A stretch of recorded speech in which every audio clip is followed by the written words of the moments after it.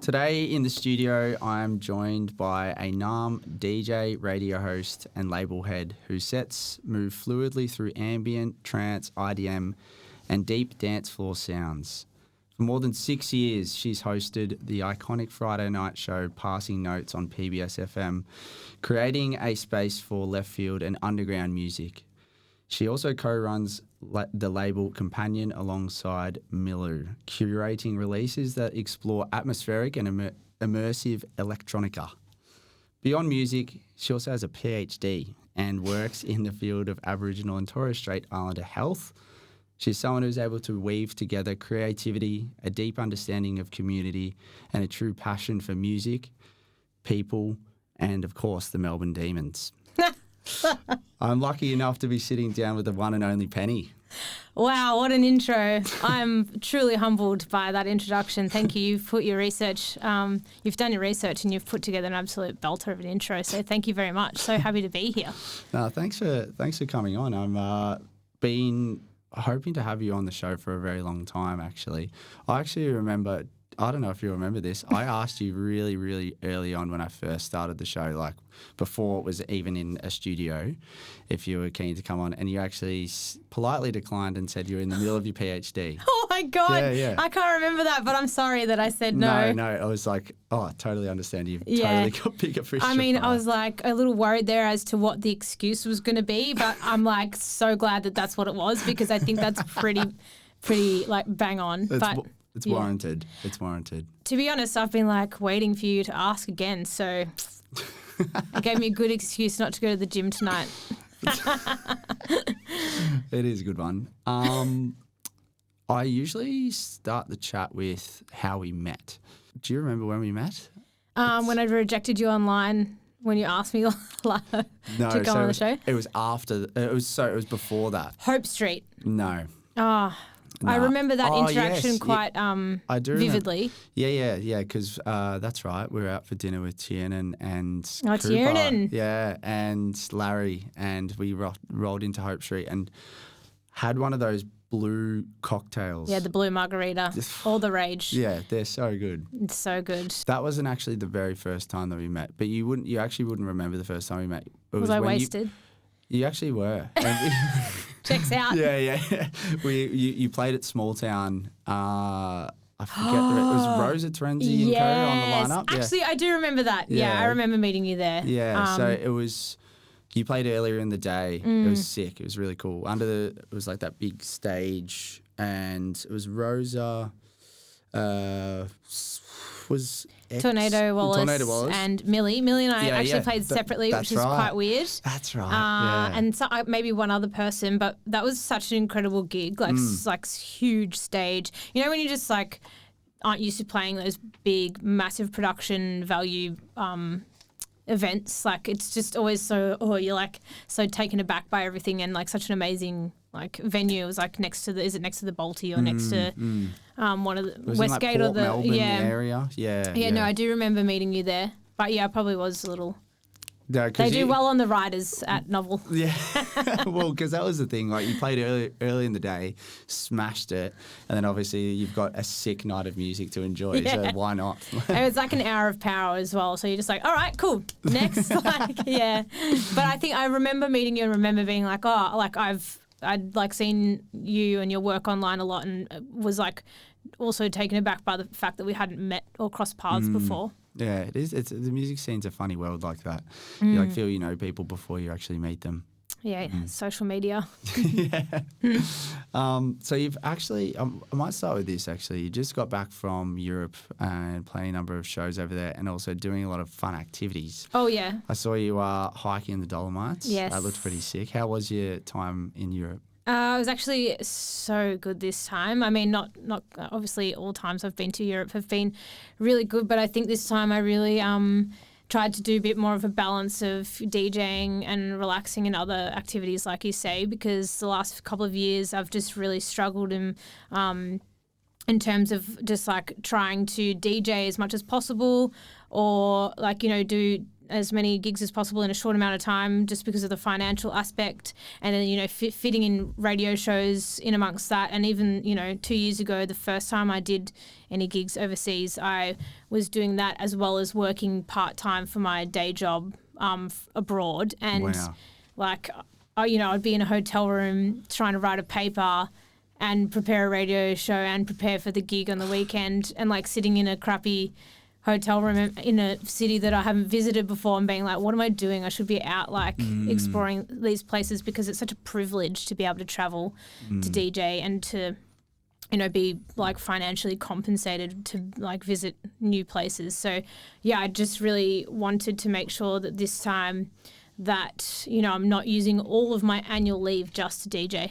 Yeah, that's a good, it would be so appealing just to, you know, of course you want to go and play all these gigs and like, you know, play in all these different clubs or settings or festivals or whatever. But I guess balance is key. And yeah, you are definitely someone that spins a lot of plates. You have a lot on your plate. Yeah, that's for sure. Yeah, we'll get into that in a little bit, but I actually just want to dive into when we ran into each other in. I knew this would come up. Yeah, in so Penny had just arrived. Was it the same day or day before in Berlin? Yeah. And here I am. I'm digging in Space Hall record store, you know, just locked in, looking through a bit of, I think I was looking at some tech house at the time. I see this woman come in like frantically digging, like proper frantic. Yeah. And you're like, and I like did a double take. I was like, hello. And you like looked over like, hi, I'm trying to find this dub techno record and I can't find it anywhere. And da-da-da-da. You're just like. Yeah, it was, I don't know, like, I mean, I've made this a running joke with us in that every time I bump into you anywhere, I'm always so frantic and like manic in my energy. And like that was like just the most premium example of that. I don't know why I was in such a rush or like had so much like you were playing at Tresor. Yeah, that's true. I had this built up energy. But yeah, it was the day after that I had flown. And I had a really long journey. Like I flew to Paris and then I waited into the airport for like ages and then I flew to Berlin. So I was probably like maybe overtired or had some weird like jet lag situation. Yeah, and I was just doing some digging and I realised that this record that I wanted was at Space Hall, and then I looked up where Space Hall was. I've been there before, but I didn't know, like, because I just arrived, I like have no idea where I am in relation to Space Hall. And then I was like, oh, it's only like a 20-minute walk. So I just like powered there and I wanted to just get in and out because I'd actually had a really horrible experience at Space Hall like another time that I've been there. So I was like, I'll just get in and out. You know, I'll boss these people. I'll show them that I know what I like and what I need. And so I was like desperately trying to find this this 90s techno record. It's by Oracle 9000.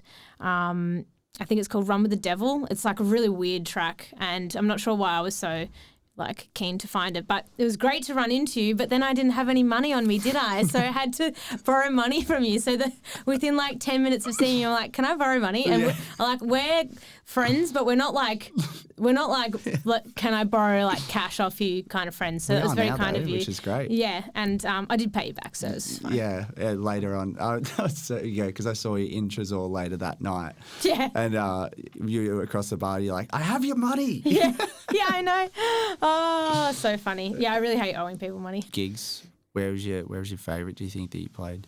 Definitely at a festival that I played in France called Persona. It's a kind of side festival run by the Positive Education crew, and just like a little bit smaller than some of the other stuff that they do. But yeah, they run it at this mansion in Burgundy in France, and it's very headsy. Like the lineup is like absolutely primo, but at the same time, like every person there is either a DJ or promoter. There's only a few like other like crew, but yeah, I was playing in the afternoon, 5 to 7 on the Saturday. So people had already been there from Thursday, so pretty much ready to party already. So I felt like it was a good like mix. Like I think it's a good slot for me because it was like I was able to, you know, play energetic tunes, but with like a bit of leeway of like not having to like absolutely push it so far. And yeah, the weather was really temperamental that weekend, like lots of storms, but my set was like the last dry set for the festival, and there was all these like sun showers and things, so like, you know, it was just like had a few really amazing moments with like sun showers and like the droplets coming through like the Sick. netting, and yeah, just like I don't come away from many sets feeling like I've done a good job, and I was like, no, that was good. Like I could feel that people were vibing that. Sick. If you're preparing for a festival like that and somewhere that you haven't played before, how do you think about it? Like, are you? Because me personally, I get quite, you know, even I'd never played at Angel Bar before until the weekend, and I was just like all over the place with like, I don't really know what to play, whatever. When you're going over there, you're playing to what is a headsy crew at this festival overseas. How are you thinking about it? To be honest, for that, I was thinking about it for at least like 6 months beforehand, and I prepared a lot of my set because I thought that I knew what the vibe was. But that is also something that I'm trying not to do so much anymore. I only really do that when I'm playing at like a really high pressure like festival set. Mm-hmm. But yeah, I just wanted to be like super prepared, but like that is to my detriment sometimes, because, you know, like you get to gigs sometimes and they're completely different to what you think they're going to be. And, you know, having the flexibility to get out of what you've prepared is also something that like you need to be able to do. So for that, I had a very clear idea what I wanted to do, where I wanted to get to, and the kind of sounds I wanted to move through. Like I really wanted to have like quite a lot of percussive techno and some more kind of like atmospheric techno with like some really like crystalline sounds in it, because there's like still going to be light, and some more like shiny, like uplifting sounds, but as well as like being like energetic. But yeah, so I had a like pretty good idea of what I wanted to play, but then I always have like backup like avenues to go down, of course. Yeah, I'm trying really desperately not to like over prepare for things like that anymore, because, you know, what if you get to the like point where you have to play like 3 festivals in a week in like, I'm not thinking that that's what I want to do or what like place I want to get to, but if I'm ever in the scenario where I have to play 3 festivals in 3 weeks, like you're not going to be able to prepare every little detail. Yeah, exactly. Yeah, it is an interesting one, because takes obviously a lot of skill to be able to do that and play on the fly. For me personally, my favourite sets that I've ever played are ones that I've had to play on the fly that have gone well. Because you're actually just DJing. You know. And I find when I prepare stuff, I often get fixated on that, even sometimes when the vibe probably needs that. Absolutely. You know? Yep. But then again, to your point, when it's a high pressure situation in like a big festival, it kind of changes things a little bit for someone who doesn't DJ all the time at like big festivals, you know? Yeah, exactly. Yeah. That's the thing. It's like, for example, if I was playing at a festival here and it was like in Ivanica or Golden Plains or something, I would prepare my whole set. I don't care like what anyone says. But that's like a 1 or 2 gigs in a year type situation. Like it's not something that I would strive to do all the time. But I just want to be honest with people, like because, you know, I think a lot of people have this, you know, idea that everyone's doing these sets on the fly, which is just not true. It's just not true. But I do miss, like, I mean, I do, like when I go to club gigs and things like that, I don't prepare like to that level. I just would have, you know, genre sets or like vibe sets. Like I usually have genres, potential opening tracks. And then I would have a few tools, like, for example, if I want to get from, like, something that's got, like, more of a percussive, like, non-4/4, like, vibe, and how I would get in and out of those kind of situations. That's usually how I go about preparing a set. Yeah, like a bridging track sort of thing. A few bridging tracks, closes. And then if it is a really high-pressure gig that I'm, you know, being a little bit more being flexible with, I would just have, you know, a set with, like, different vibes as well as the genres, because you never really know how you're going to feel on the night. But to be honest, I do all this preparation and it's more for me just to know what's there, because I always have this one folder that's just called A+, and they're the tracks I want to play, and I always just play from that folder anyway. So it's like not I don't actually prepare. Like, I don't come in and out of the playlists. I'm just like, okay, that's like, yeah, it's more just the process that makes me feel like I'm ready. I learnt this from Charlotte Rooney, actually. Shouts. Shout out Charlotte Rooney. We love you. She puts her sets into like phases, and I've actually started DJing like that, but I kind of do it in a way where like I listen to a song and then I'm like, okay, that's probably in the category of like a phase 2 or maybe a phase 3, and then like peak time, and then like obviously phase 1 is like opening, but during the set I kind of will go, you know, maybe start in phase 1, move to phase 2. If the room needs something a bit bigger, you can maybe move to like peak time, but then to like give it a break, you go back to phase 2. You know, you kind of like, that's kind of how I like to play it. I think that's sometimes really I stuff good. it up and there's a track in there that I like haven't really played before. Oh, and I've like when you're playing back to back with someone, and then you're like, "Fuck, sorry." Millie's always like, "What the fuck is this?" Like, and it'll be like some huge thing with a breakdown that's all like all over the place, and like you're just like, "Sorry, I haven't listened to that before." Yeah, it's so because that's the thing. Like, so much stuff on my record box, even like my records at home. I'm like, I rediscover records all the time. I'm sure everyone does, but it's just so funny. You put it on, you're like, what the hell? Either what was I thinking? Yeah. Or like, wow, that happens a lot. Why have I not been playing this? You know. It's a funny one, music. There's so much of it that can get a little bit overwhelming. I think I'm so set in my ways in the way that I do my preparation that like I have thought about moving more to the phases, but then I'm like, I've got so many different styles that I usually play, and then I don't know what's going to be the right thing at the right time. And I think like also, as I said, it's more just like that process that makes me feel comfortable that I semi know what I've got on me, rather than actually like preparing like vibes or anything. I want to wind it back.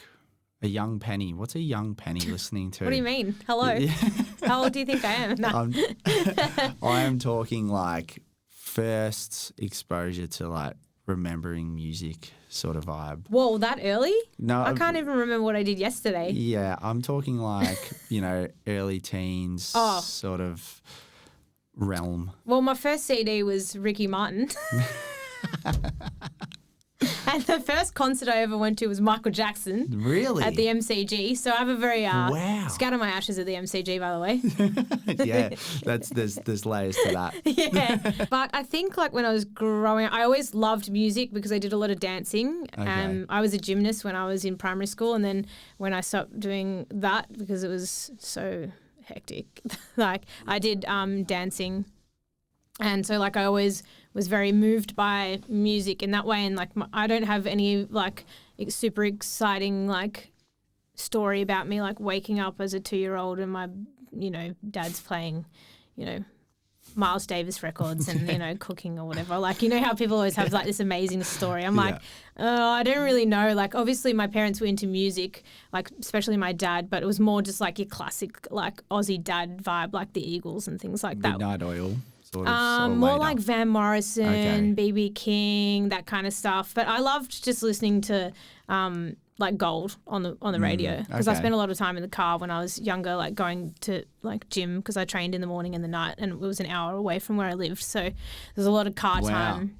That's a lot. Yeah, and so I guess that's like earlier like memories of music, and I have a lot of 90s music is very like ultra nostalgic for me because it'll take me back to being in the gym and being like really like scared or like wow. Okay. So like there's a lot of like 90s music like Seal and things like that like take me back there. But yeah, I think when I was growing up I went through a big punk phase. I went through like punk and ska was like really big, and I think from that I started to listen to bands that were starting to integrate more electronic elements, like things like Air, like Hot Chip, that kind of thing. Nice. When I went through a bit more of like a indie phase, I guess that you would call that. And then like obviously that easily transitioned into like going clubbing and listening to like Bang Gang and things like that. Sick. A lot of the French electro was massive for me, like Digitalism and Soul Wax and Bang Gang and Justice and all that kind of stuff. Sick. When you started going clubbing, where were you going? Third Class every weekend, probably twice a weekend. What is that? So Third Class is in City, and it was a club in that took over after Honky Tonks finished up. So Honky Tonks was a very like quintessential club where like Jeanette and things were playing. And then that, I think they lost their license, or not their license. They had to like move out of that venue, but then they had this like period of time where they still had the lease, but they'd already like ripped out all of the furnishings and everything from Honky Tonks, and it was just a completely like bare bones club.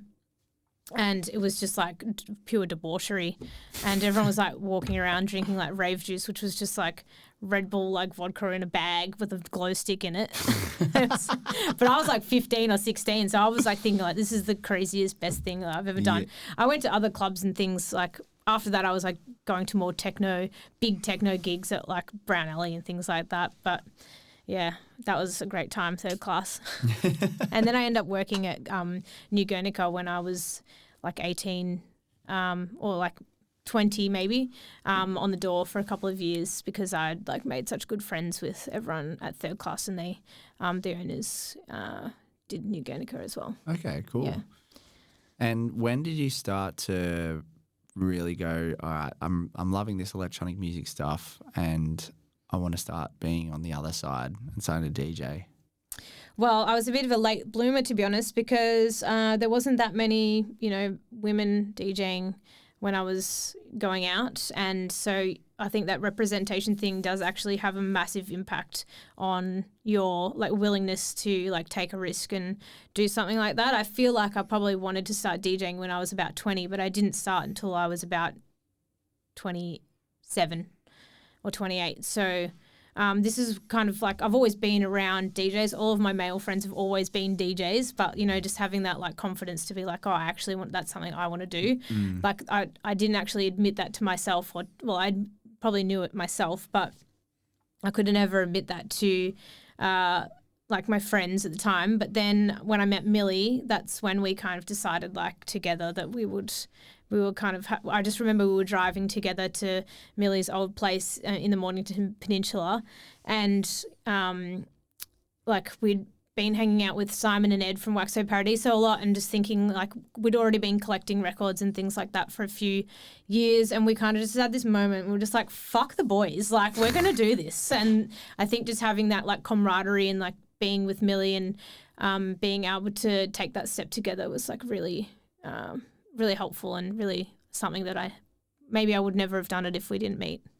Wow. Because, you guys, I mean, it's even from not knowing you, looking from the outside in, like Penny and Miller, like it's like an iconic duo. Like it was. That's why it was really strange at Small Town seeing you guys play separately. It's so weird. Because I'd never seen you play individually almost. Yeah. Because, and I mean, your sounds, you guys just seem to like really just blend so well, no matter the time. And I mean, listening to some of your sets, like, what is it, Tabula Rasa, like that in itself is just like, it's one of my go-tos. It's actually in my goat set. I have like a Do you? Yeah, I have a goat set wow. folder. It's in there. On SoundCloud? Yeah, it's private. But oh, damn. I could share it with you. Sometimes I like to look at where the sets fall into the playlist. Do you do that? Yeah. Was that really arrogant? No, well, yeah. I don't take too much notice of it, but there's a few times I'll do a bit of an eyebrow raise and be like, okay, you've categorized it in there. I'm in a lot of running mixes, really? like running playlists. So I'm like, okay, at least I'm doing something. But that means at least you're going to get a lot of plays probably because, when you go running, you just put the same shit on. Or I do anyway. My go-to running mix got taken down and I just can't go running. What is it? It was like this tetra, it's like this hectic psytrance mix. What is it called? What's the artist called? Tetrameth. Tetrameth. Oh, anyway, it's called. Wow. It was called the flying dragon Psy Dingo or whatever. You know how they always have a crazy name? Yeah. It's not bloody there anymore. It had 150,000 plays. Oh, that's shattering. Probably 100,000 of me. I haven't been on 100,000 runs. I should probably post Euro. That is good. And when you were starting to DJ with Millie, what was because obviously some of the barriers to starting DJing is accessibility to equipment. Mm-hmm. How is that for you? Were you able to like buy decks, find decks, share decks? Like what was the situation there? I mean, I think I was super lucky in that most of my friends were DJs, so we did have a lot of access to knowledge and equipment from our peers. And yeah, so as I mentioned, like Simon and Ed were really supportive in those earlier phases, and they were like booking us for, you know, Waxo gigs and things like that, because we were playing a little bit more like disco and more jazzy things at the start. But yeah, I think actually Andy Hart actually lent me a pair, like permanent loaned me a pair of turntables. And that's how I learnt on them. And then I'm not sure how I learnt how to play on CDJs, to be honest. I don't know how I made that transition. Because I learnt on turntables. And I think, I mean, that's probably a good thing. Definitely a good thing. Yeah. I still got those turntables, so thanks, Andy, and you're not getting them back. They survived a house fire and everything. Really? Yeah. Wow. See, that is, you know how everyone says, like, Technics are built like like a brick shit house, so to speak? That is like an ad in itself. Actually, the speakers survived as well. I had these really nice active, like, floor loudspeakers that I bought from this store that is now defunct called Audiophile. It was in Fitzroy North, across the road from Edinburgh Gardens. And yeah, this old, like, just head just had, like, the best stuff in there. And yeah, I bought these speakers. I was, like, so proud of myself. This is like 2015. And then, yeah, they survived the fire as well, and I just didn't want them anymore because they were like, they remind me of like soot. So I just gave them to Simon, and I got a new pair from the same place, and I upgraded to these like beautiful like wooden like passive beautiful like home speakers. But I live in a 1-bedroom apartment, and they should be in a really nice like mid-century modern house. I want to wind back to the house fire. How did that happen? Gosh, I've told this story many times. I was living in a share house on Amos Street in Carlton North, and it was an amazing house, to be honest. I was paying $500 a month, crazy. Wow. And it was like, that was cheap even then. And I had like the top balcony room. You know how like the terraces always have like the top balcony, and it was like a double-sized room. It was so amazing. And I was living with a lovely guy who, you know, he had some quirks, let's call it. And he used to have one particular quirk that involved using various random places to as like incense holders, like electrical sockets, like plywood beds, and, you know, anywhere he could find. So he had this like bed that he'd built out of plywood or like thin timber, and he used to like use the joins to this is also my theory, by the way, to burn incense in. And I just got a call when I was doing my honours at Monash, and someone was like, oh yeah, one of the housemates was like, yeah, I think you should come home. And I was like, oh, what's something? They're like, oh, there's been like a fire. And I was like, oh, I'll just come home at the end of the day. And they're like, no, I think you should come home now. And I was like, oh shit, okay. And so the fire brigade had used my room to go through to put the fire out that had started in his room. So we don't actually know how it started, but he was like, yeah, I think it was an electrical fire. And I was standing there, and the fire brigade were like, no, it wasn't, because you know exactly like when they start, there's like a little explosion or whatever, they can find that out. But yeah, so my room was completely just covered in soot, like just like when you see a fire like that, like it just gets in everywhere, and so everything was just completely damaged. Even though it wasn't necessarily burnt, everything was just like fire damaged from and also from the water. But it was so funny because there was a room in between my room and his room, and the door was closed, and that room was completely fine. Yeah, everyone was like, oh, don't open so and so's door, and then I opened it. I was like, what the fuck? But I had insurance, so as a renter, so yeah, get insurance, everyone. Good call. Contents insurance. Yeah. So it was fine. Kind of a fresh start. A fresh start. Yeah. You should have claimed like some sort of epic. I mean, you already had an epic setup with the speakers and Technics. I'm pretty sure I got the max amount you could get. People, I mean, the insurance company, it's funny, like they do treat you quite well if something quite traumatic happens. But yeah, at the same time, they were like, we need proof that like all of your like remains are burnt. So I had to like bag up all of my burnt remains and like cart them in garbage bags to my mum's house for like a representative of the insurance company to come and like check that they were burnt. And I was like, here it is. You couldn't like, send them a photo. I send them photos of my whole room is completely fucked. Like, yeah. And still today, I think of things and I'm like, where is that? And I'm just like, oh, I must have lost it in the fire. Probably burnt. Yeah. Shit. Oh, well. I got to get all new clothes. That was cool. Yeah. Nice. Yeah. Full refresh. Got a full new refresh. Wow. I was looking good for a while.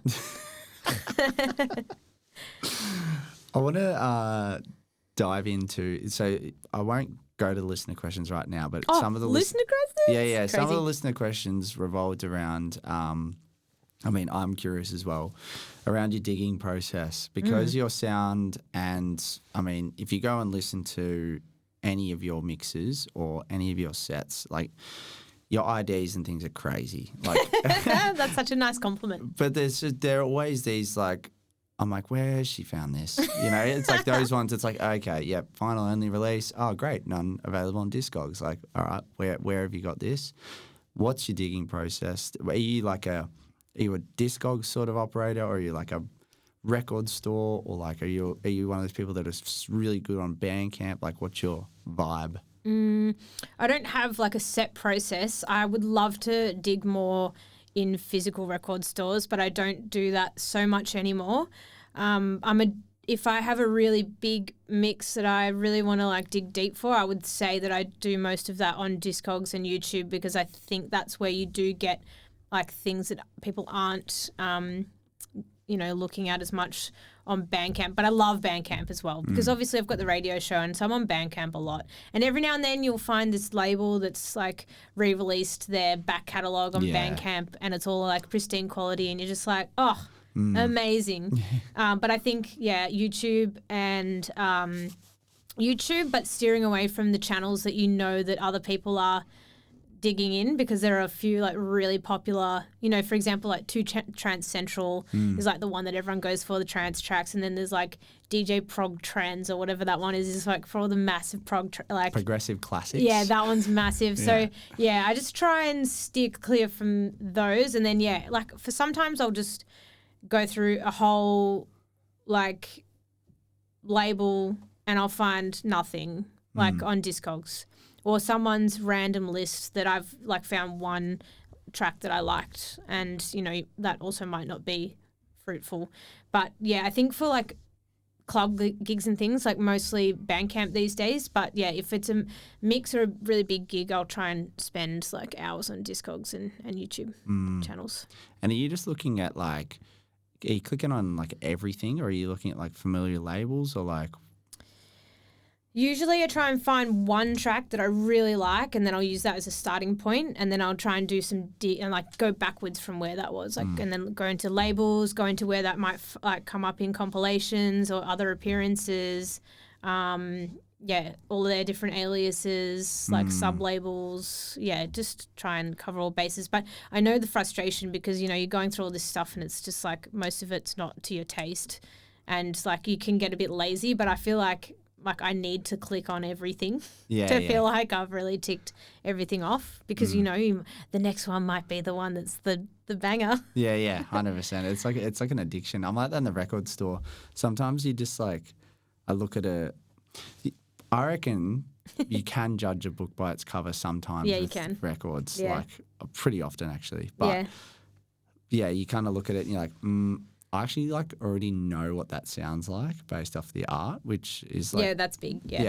But there's times where I've like look at one and I'm like, nah, there's just like something about it, and then I'll like get through and I'm like, but hold on a sec, I should go back and listen to that one, and I'll like go back and then it'll actually be like a nice record. That's and I'm good. Like, and I'm like, it's a good feeling. It's just funny your mentality with digging and things like that. I with Discogs and being online, I like it. I really love Discogs as a platform It's really user friendly for me. Yep. Bandcamp's obviously great, but sometimes I get a little bit overwhelmed. There's so many flaws with both of them as well. Like, you'd think that Bandcamp would have progressed their interface, but it hasn't really fucking changed since it started. And it's like, why can't I put things into a cart and then check out on some of them and not others? Like, you have to check out on the whole cart. Why can't I make multiple different carts? Why can't I? There are so many things wrong with Bandcamp for a modern day music platform. For Discogs, the main issue for me is something that I'm going to help everybody who's listening in with. This is the big secret of Discogs digging that I've recently come across. So, you know how like people upload the YouTube videos and you listen through that basically, or sometimes there's the Apple Music, but there's always like an issue where it doesn't load. Yeah. Okay, so you got to get this Chrome extension plugin called Shovel. Wow. Okay, and then once you've got that, a little shovel comes up next to every release. So you might have a list, like on a like say you've got a whole label list like up, and it has the little shovel next to each release, and you click the shovel and it pops up into another window, and it avoids all of those. You can set it to start 35 seconds in, and it avoids all of those issues with all the YouTube like ads. It has that, no like, ads. no ads. No ads. No loading issues. Shovel, guys. Shovel. It'll change your life. That is a great tip. Yep. That is a really good tip. Sharing is caring. Yeah, that's awesome. Because, you're right. The YouTube ads is annoying, and then you click on them and it's like, this cannot be played at the moment. You're like, why? None of that. Yeah. And you can load them all up. Oh, really? Yeah. And you just keep like going through them, So it's a Chrome extension, free? Free. Some legend, some steward of the people has just done an absolute game change, like has just programmed this absolute amazing, like it's very simple, but it does the trick. I don't know how they've done it. I've been asking another friend of mine who was like the main software engineer of LinkedIn for like, he only just finished, but I was like, dude, you gotta help me here. You gotta make something for the YouTubes, and someone's done it. It's crazy. It wasn't him. Oh, that is, hats off. Software engineer of LinkedIn. Big gig. Yeah. Smart person. He's moved on from there, but he's a ledge. Yeah. Oh, he's Babica. Babica. You know, Brad from Adelaide is also an amazing DJ. He used to produce. Okay. He had a label back in the day called Unz. Unz. Yeah. Nice. I want to talk to you about community radio. Oh, yeah. And so what's it been? So you've been 6 years running Passing Notes, just over 6 years. Yep. Episode 300 with Alex. Was that right? Yeah. Yeah. What a guy. Also in the folder, by the way. I saw that you liked it today, and I was like, oh, is he going through all my mixes to see what ones he's going to talk about? I reposted it today. Oh, that's why I saw it, Yeah. Because I was like, I haven't given this a repost. How rude. You're good on the repost, so I appreciate the support. It's good. It's a beautiful mix. But going back to the radio itself, having a show on PBS is one thing, but having a show that's, as I guess, for me personally, it's like super inspiring. The caliber of artists that you have been able to have on there, but just from so many different worlds and pockets. How's the whole experience been for you?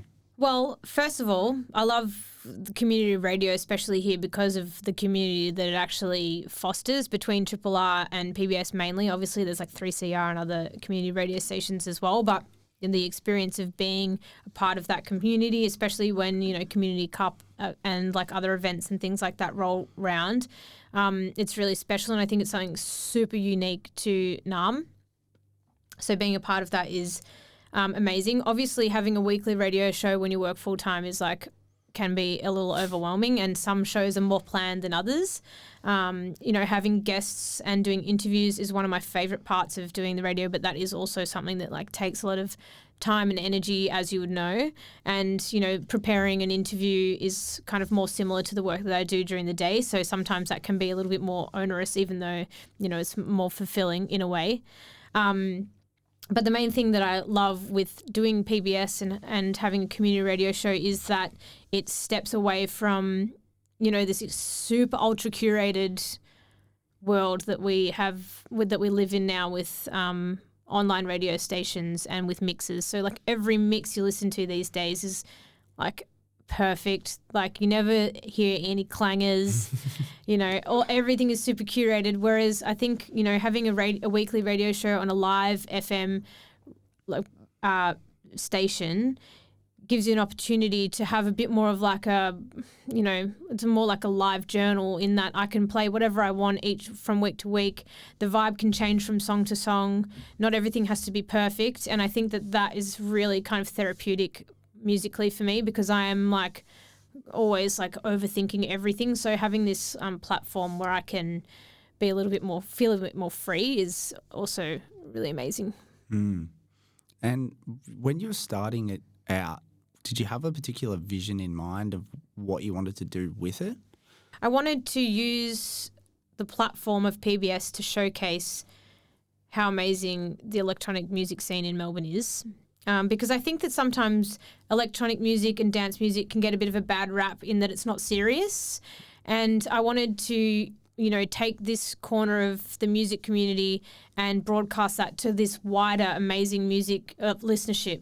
And so I think that like having that type of music on PBS gives it like so much credibility, and it also just showcases it to a much wider listenership, which I think like it needs and deserves to be given to. But firstly, you've written a PhD, but secondly, you've been able to do it, yet still remain and be a part of like be a huge part of the music community. Firstly, osteoarthritis in Indigenous communities, is that right? Yeah. It was the impact of osteoarthritis on Aboriginal and Torres Strait Islander people, from the perspective of our Aboriginal and Torres Strait Islander people.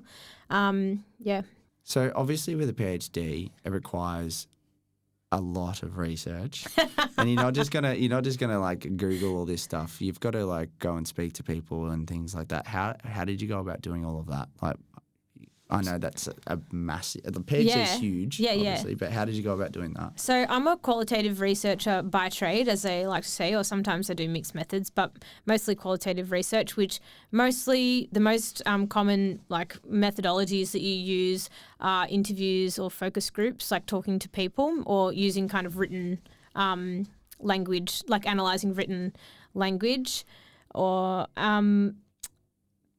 yes. So in Aboriginal and Torres Strait Islander research, there's also, I'm non-Aboriginal, so that's also, I'm not necessarily the right person to be doing the research, for one. And so I would never call myself an expert on the topic, but I use like Indigenous, like culturally secure Indigenous methodologies such as research yarning, which is a more culturally safe type of interview. And I always did that with like an Aboriginal co-researcher who would do that with me. So, for my PhD, that was also, most of it was in COVID as well. So that was probably a blessing and a curse, I would say. The curse was that I wasn't able to talk to people face to face, and a lot of my participants in the research were based in WA because I have a lot of relationships in some of the Aboriginal health services in Geraldton, which is a regional community 5 hours north of Perth. But yeah, I was able to do most of the yarns over the phone or on Zoom, and it actually turned out all right, to be honest. Yeah, I had to like pivot a lot in terms of the types of research that I did. So usually in a PhD you would do like a systematic review, which is like a very structured literature review. So, I did some like research that wasn't based on primary data. Then I did a qualitative study, and then I also had to do a quantitative study, much to my dismay. So I just had to, make it work at the time. But yeah, basically my PhD consisted of 5 separate papers. Wow. And you just thread them all together with a bit of bullshit in between one. It's so impressive. And like broadly, like, I shouldn't say that, by the way. I always like to dumb down like what doing a PhD is. Yeah.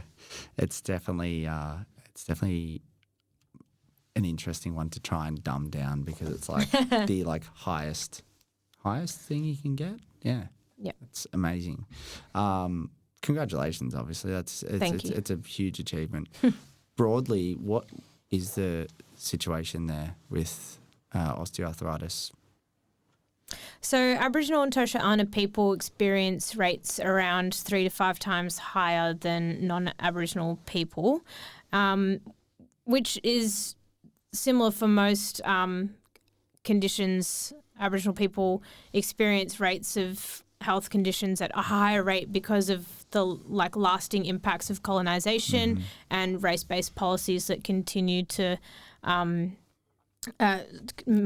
Aboriginal communities. So unfortunately, they do experience higher rates, but it's very low down on the priority list. But it is impacting Aboriginal people on a day-to-day basis because if you think about joint pain, that's something that you experience every day. And if you have other complex health or life circumstances, your ability to move through the world like pain-free is impacted if you are having osteoarthritis. But we did, we did talk to some other people as well that are a little bit more, how can I say this? Look, they have, their pain under control because they are, doing exercise and things like that, which is the first line, like non-surgical treatment or non-medical treatment for osteoarthritis. But yeah, it's a multi-dimensional issue for Aboriginal people that they're experiencing within other complex health, life and health circumstances that gets deprioritised. And you're still working at the Department of Medicine and I remember you saying to me that you're managing a project in dementia. You've got such a good memory. And so with that, and you're managing projects and doing all of this work, amazing work and really important work, is there much overlap in terms of music world and maybe the way that you're thinking about music and maybe like your perspective on I guess life and the way that you're going about the music stuff? Is there any overlap in like way of thinking for you? That's such a good question. Such a deep question. I'm going to have to think about that after this as well. I think that's a nice question. I think that there's overlap in that I'm very community focused and all the work that I do is community focused. For research to be culturally safe, it has to be based on community priorities. And so, I mean, a lot of the research that we do is, co-designing things, involving community, asking what community want in terms of, the research, the way it's done, the topics, the way they want it to be disseminated and, involving Aboriginal voices in every step of the way, which is basically the only way you can do or should do things these days.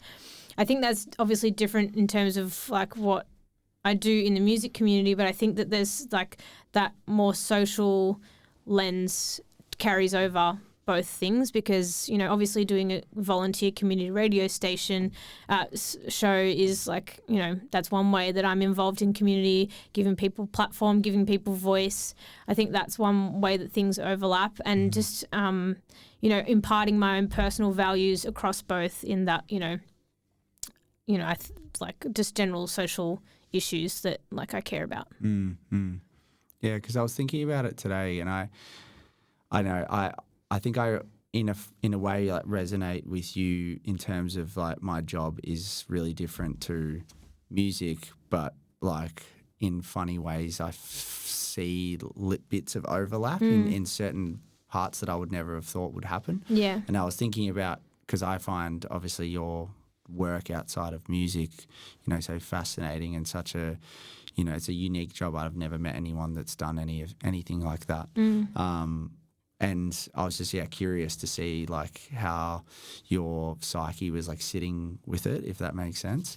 Do you find it hard to go from doing music stuff and then having to like, you were talking earlier about being in the apartment and doing paper and then prepping for a set and then, sorting out the radio show. Do you find it hard to switch between them? It's so hard. Honestly, it is so hard.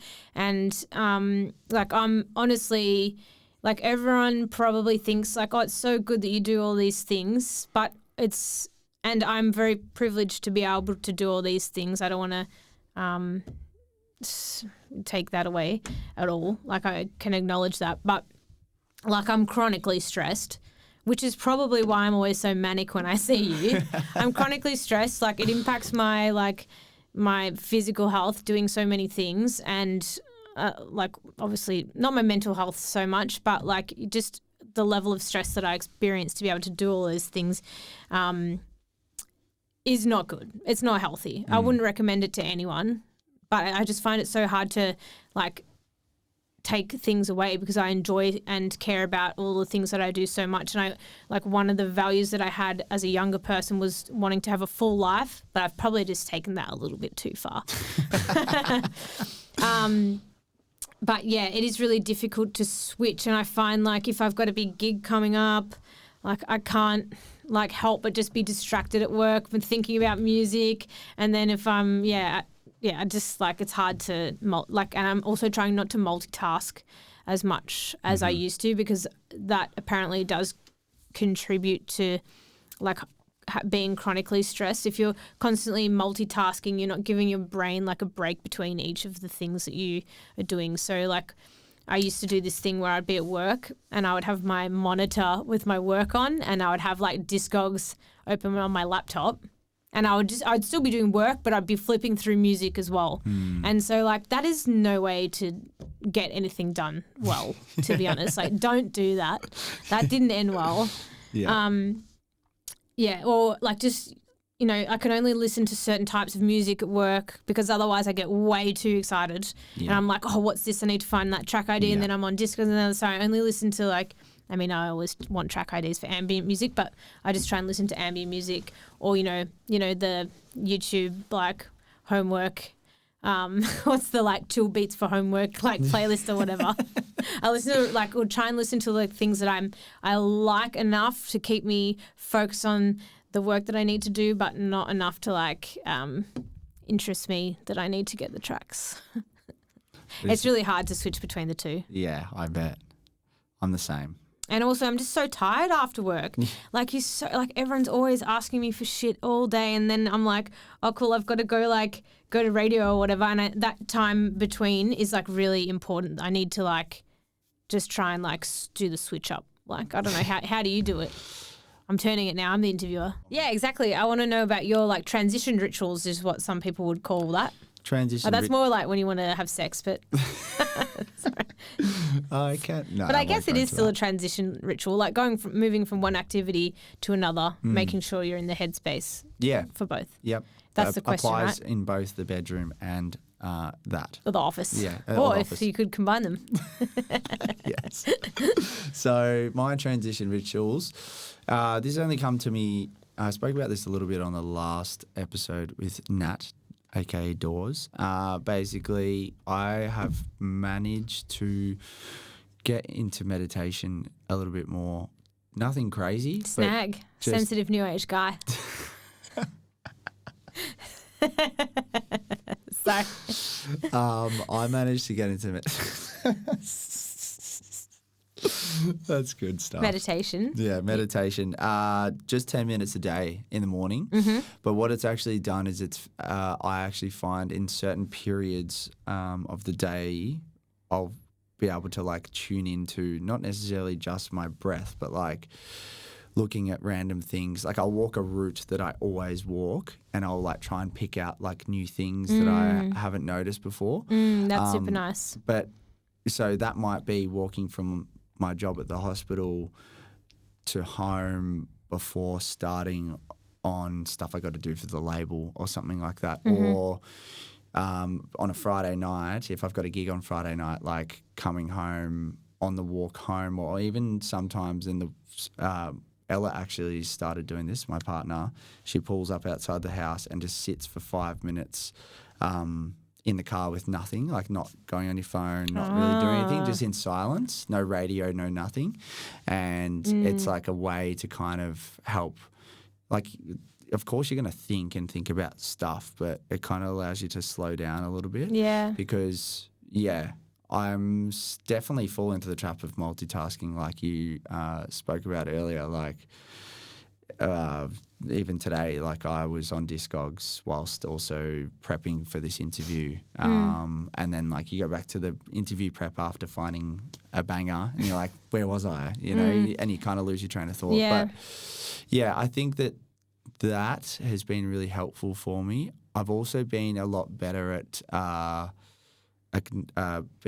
accepting that I'm not going to get everything done that I want to get done. That's super nice. And just being better at prioritizing the things that are a little bit more pressing. Having said that, I get sidetracked so easily, hence being late tonight.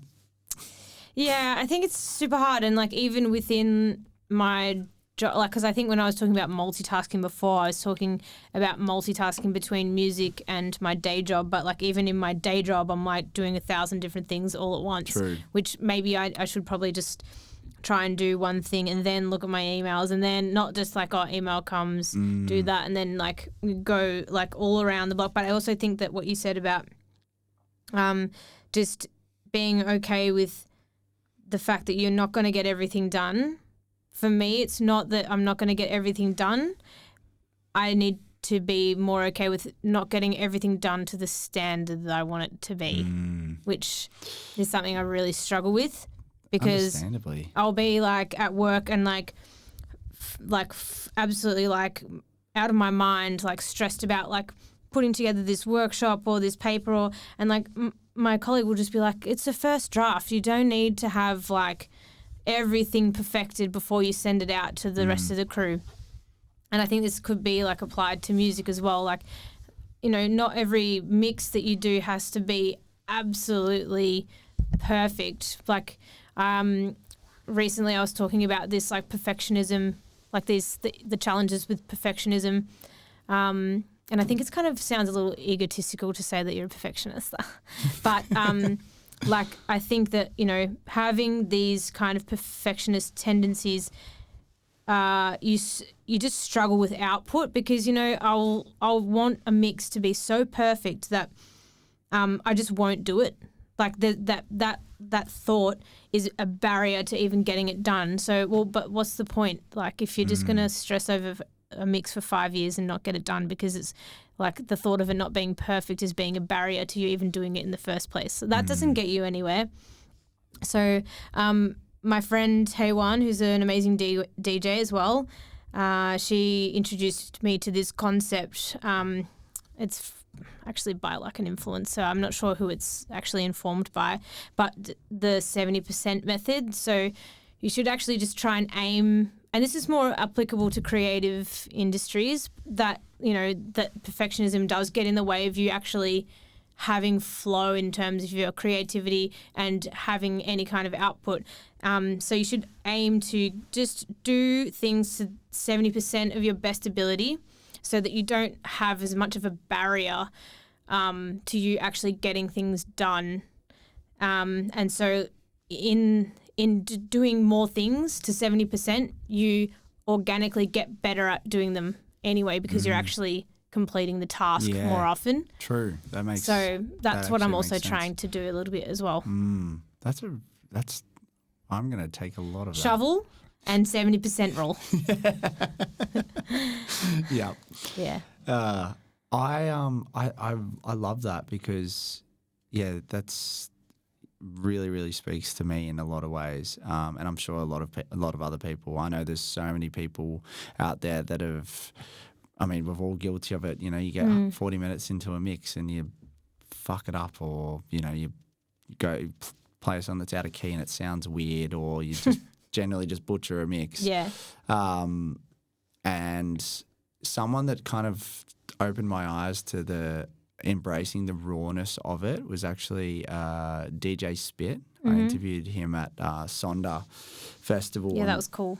Cool to do that live. Yeah, it was cool. And he spoke about, like, he does that with his mixes. He records the mix and he takes one take, and he doesn't overly plan them, but he just kind of goes with the flow and how he's feeling. And he's just like, if I stuff it up, I stuff it up, but it's just like a representation of me on that day. And I was like, true, that's a great way of going about it. And I always think, and you often see it in SoundCloud comments on mixes, particularly if it's someone if you listen to some of like the best DJs out there, particularly like some of the vinyl people, they always, there's times where they clang a mix, and the people in the SoundCloud comments are always like, oh, so good to see that you're human, and like stuff like that. Like the human touch of it is always super nice. And exactly. I was talking about that in the crowd when we were at Boutique just recently in Slovenia with my friend Heidi, and I was like, the satisfaction of hearing the record when it comes back in time is like so nice. And we'll sit in the crowd. It's part of the charm of listening to live music. And this is actually exactly what a friend of mine said like last weekend. I was out to dinner and I was telling her about these issues about like, not starting something because of like the fact that that's the thing. Like I'm not even talking about when I'm halfway through a mix and I might make a mistake. Like at least I've gotten to the point of actually doing it. Like even the thought of it not being perfect gets in the way of me doing something at all. So like, but she was saying, because I was also talking about a recording that I got from a gig overseas, and I was talking to her about the options for like putting it out. Like, should I put it out on their Mixcloud that they wanted to put it out on? And I was like, well, no one will listen to that. But then I was like, oh, it's not perfect though. So maybe I should just put it out on this Mixcloud, because then no one will listen to it. Then I can use all of those tracks. But maybe I should put it on my SoundCloud because it was an important gig. But it's like there are a few mixes that I was really not happy with, or like song choices I really wasn't happy with. And she was like, you should just put it out, and it will be so liberating. You'll just be so liberated, because do you really think anyone's going to be like, oh my God, that was like, people know that we can DJ. Like they already know that. So why would someone listen to that mix and be like, that was the fucking worst mix you've ever done? Like, have you ever done that to anyone else? Yeah, no, not really. There's definitely times I've listened to like other like DJs that I really respect sets. I'm like, oh, like it wasn't like my favorite set of theirs, but still like good, and like it's nice to listen to. It's such a good point. And like, I think Marley told me once, and she might have even said it on the podcast. She's like, we stress about all these things, and like at the end of the day, like no one really gives a fuck. It's so true. Yeah. But it's that perfectionism battle is a tough one, and that can be applied with literally everything. So meditation, I've got to do more meditation. Yeah. So is there anything that you do to try and like help with? Mostly the gym. Yeah. I'm a bit of a gym bro. And then also I like go through phases of trying to go for a walk before work every morning. Oh yeah, nice. Like I kind of go off the wagon sometimes, but because I find the mornings really difficult, because obviously I feel like I have to wake up like early in the morning for work, but on the weekends you have to stay up for a gig, or your sleeping patterns are all a bit off. But yeah, I think even just going for like a half an hour walk in the morning and doing something for yourself, which is probably similar to a meditation, I guess, because I am like going to the creek and like actually like taking in what's around me. But just doing something for yourself before work, I think that does, as well as the exercise, I think that helps. But yeah, I think going to the gym, like there's a big difference. Like if I go to the gym or do exercise before I have to do something else, like my energy and my mindset and my, like it's like a blank slate afterwards. Like I feel so much better. You do, yeah. Whereas if I'm at home and then I'm like, I'll just be like, oh, I might just like watch TV or reels in bed or something for like half an hour. I deserve it. I'm tired or whatever. Then I'm not getting up. Like, yeah, it completely scatters my head if I do that. You can't do that. Yeah, I'm like no good for like the entirety of the day. Yeah, I just can't like think. It's just mud. That's no good. Yeah. It's hard in this fast-paced world, Penny. Yep. You and me just fucking grinding. I am conscious of time, and I'm very grateful for... What is the time? The time is 10:08 p.m, so I'm going to be quick. It's past our bedtime. It really is. So... I've got shows to watch. Yeah, reels to scroll. I've got Law and Order to watch or something crap like that. Amidst all this chaos... Ugh. Of life and all the plates that we're juggling. Yeah. When is Penny at her happiest? At the footy, obviously. Nah. I just wanted to do the segue for you. When am I at happiest? To be honest, if I'm out in nature with my friends, like I don't go camping nearly as much as I would like to, but that is something that I like every year I'm like, I need to do that more. That's definitely something that I really, really like enjoy, and a lot of my friends are outdoorsy people, so that is definitely something that I would say makes me extremely happy.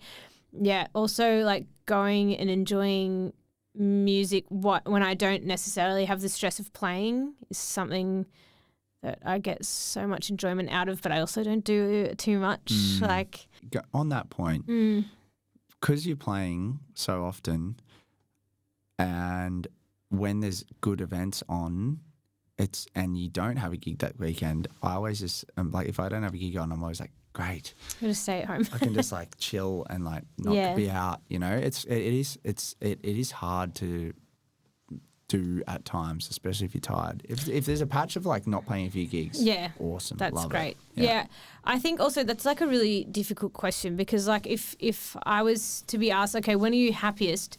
The most like immediately, if I was just to think about that, it is when I'm just like relaxing at home at the moment, because we are so busy. But that's just a reflection of like how busy we are. That doesn't actually reflect like what we get value out of or meaning out of. What about when in terms of music and you playing / hosting a show? Yeah. Like when are you at your peak happiness? Like, is it playing a gig? Playing a gig to a crowd that's genuinely invested in the story that you have to tell, because I feel like, you know, good gigs are quite few and far between. I don't know if you have this experience, but like you don't walk away from every gig like that was amazing. Most gigs are, you know, they're not busy, the vibe wasn't quite right, the venue wasn't good. You know, there's always something that's not quite right, but if everything is like, for example, at Persona, you know, really good sound, good crowd, amazing atmosphere. The sound was like, the music that I was playing was the right vibe for the time. I wasn't clanging mixes, and you're like in that like flow state of like actually concentrating and being really into the like vibe of the music that you're playing and that you're putting forward. Obviously that is so fulfilling and makes you so happy. But yeah, that's like that's what it's like, the golden snitch. What is it in Harry Potter? Yeah, the golden snitch. Yeah. It is. It really is. And you're right. Good gigs are few and far between there, and that's what makes them so good. Also, just like playing at a house party or being at a house party or something like that, where it's like you're DJing, but like the pressure is like it's not the same. It's just like playing fun music, spending time with your friends in a low pressure environment. That's always super fun. What about a high pressure environment, playing in front of the D's players? Oh, only the best night of my life. Can you talk us through that? Oh, God. I just can't believe that I got to do that. So what was that, post grand final? No, that was this year. Oh, this year. Luckily we did win a game the night before, otherwise it would have been fucking tragic. But I was asked to DJ at a Melbourne Demons players function. It was just a function that they were doing, like, or they do to, like, you know, boost morale throughout the season. And it was a Great Gatsby theme. So I had the finger waves and the, like, dress on. I got, like, my hair, like, professionally done and everything. Yeah. And I played with my friend Gus, plays under Chico G, one of the co-founders of Skylab, who's also a massive Demons fan. Nice. Yeah, and we're friends with one of the players, and so, yeah, he's also a producer and a DJ, which is just wild to think that, one, I know someone that's, like, currently playing at the Melbourne Demons, and two, that they're also into the same music. It's just like, he asked me to play at one of his parties once, and I was like, what is going on? This is, like, the best day of my life. Of course, yes. You don't have to pay me. But, yeah, so that he asked me to play. We had to play at this function, and yeah, we had to play like 1920s like Gatsby themed music for a while, and then we had to blend that up into like house party bangers that were appropriate for like Gen Z, millennials, like the whole suite. It had to be like across the whole board. Luckily Gus is like, if you want someone to play at your wedding, a house party, like Gus is your guy. Really? Oh yeah. Nice. He's ready. Awesome. He works for the tennis and he's got like amazing like Spotify playlists for all of the like Rod Laver like arena events. Yeah. Deep bag. Oh, it's deep on the pop, that's for sure. But yeah, it was amazing, and obviously my friend had like worded up all of the players that we were massive Demons fans. So like everyone that arrived, they would like come up and be like, "Hi, I'm so and so," introduce themselves. So they'd be like, "Oh, I heard you're going to Europe soon. Like, what? That's so crazy!" Like, and like he'd obviously just told them a little bit about us, so that like it wasn't so weird. But every time they came over, I would just be like, freaking out. And we got the funniest photos and videos with them though, because they're all like pretending to DJ and stuff at the end. It just got like a little bit like loose, like not that loose, like it was very tame to be honest, because obviously mid-season, but yeah, it was amazing. That is great. I love that. Yeah, it's going to go down in history. Yeah, that's a bucket list sort of It really setup. is. Yeah. What qualities do you look for in a Chardonnay? I'm mostly, I love French Chardonnay, like white Burgundy. I'm looking at the camera because this is serious. No.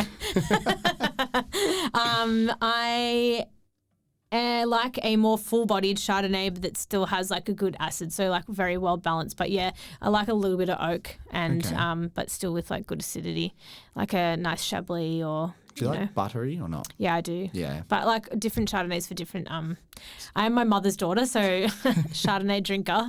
Who asked that question? No, it wasn't a listener question. Wasn't it? It was a. I asked someone. Did you? Yeah. Give me the goods. Tell me. Millie. Oh yeah.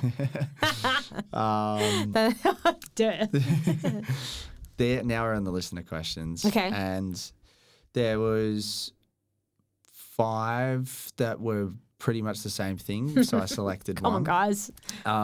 Oscar, which is O William 19. Shout out from Adelaide.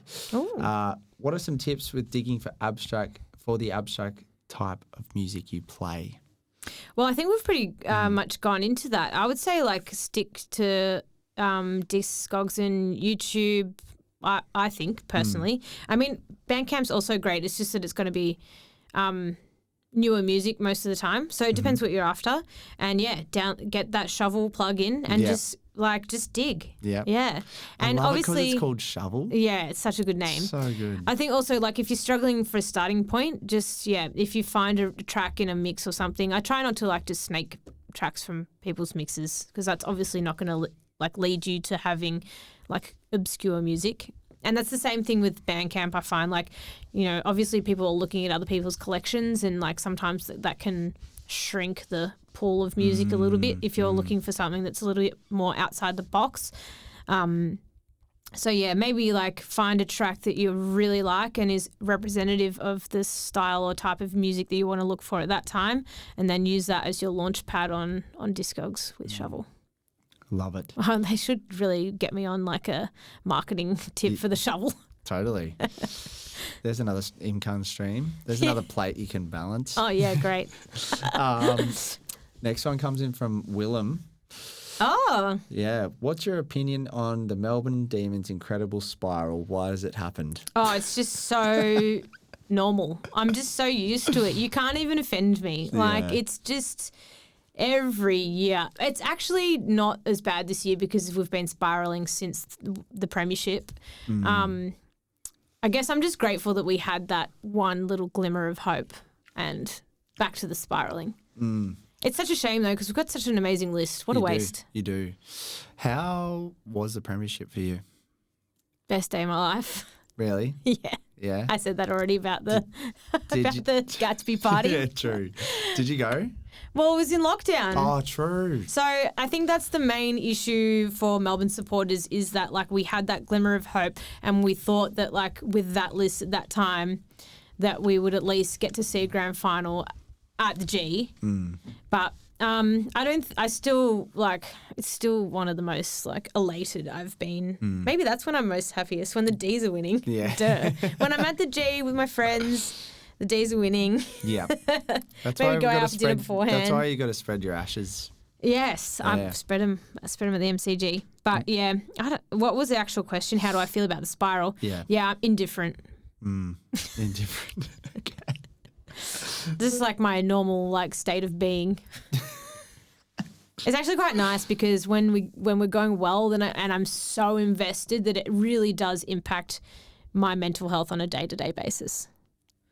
When you're going well, and so And then we're like, if we're losing, but we've been going well, and then we're losing, but now we're just crap. So it's like I don't have to think about this as much anymore. True. I reckon you'll turn it around next year. Everyone said that for the last 3 years.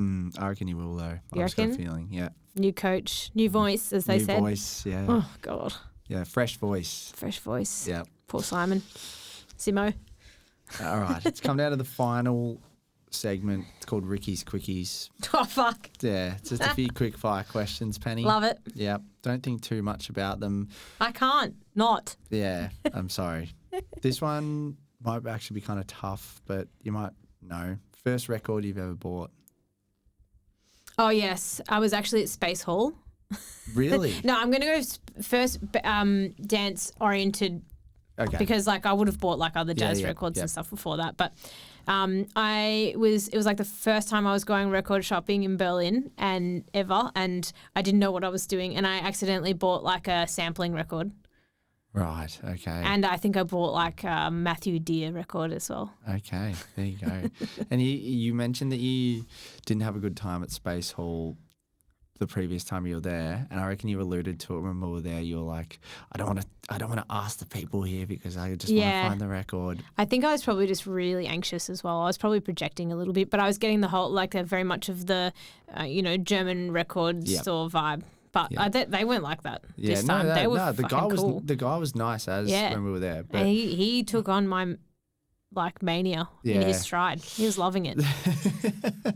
Yeah, I got the classic German record store treatment at Hard Wax, but that's like obvious because it's you go there for that. Yeah. It was it's part of the charm. Yeah, it was like kind of fun. Getting shafted. I was just like, I can't be. It's like going to Berghain, but more expensive.